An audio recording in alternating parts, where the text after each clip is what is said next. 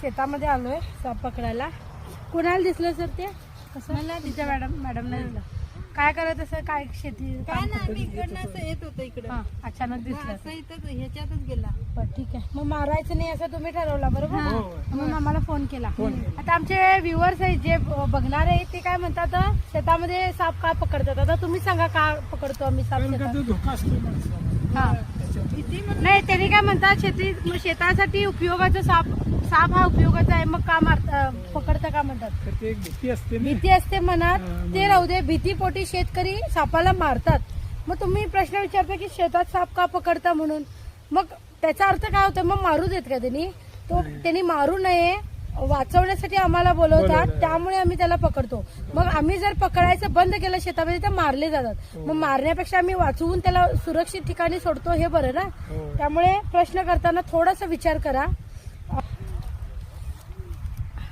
तर एखादा साप किंवा शेतातले साप पकडून काहीही तोडगा निघत नाही मित्रांनो, कारण शेती शिवारात साप भरपूर असतात आणि त्यामुळे हा एक साप आम्ही पकडून नेला तर दुसरा साप येणार नाही का?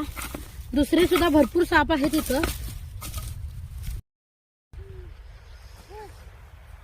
आता नेमके उचलते पहिला.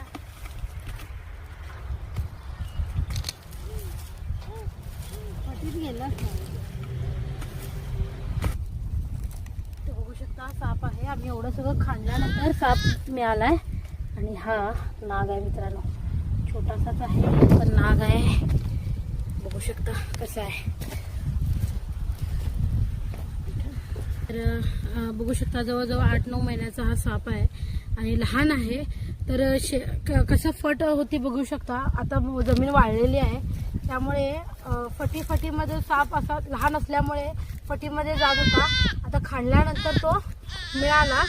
बघू शकता शेता शिवारात साप राहतात, पण येळूरमध्ये 100 वर्षात एकही घटना घडली नाही की लहान मुलं किंवा एखादी महिला साप चावून मेले.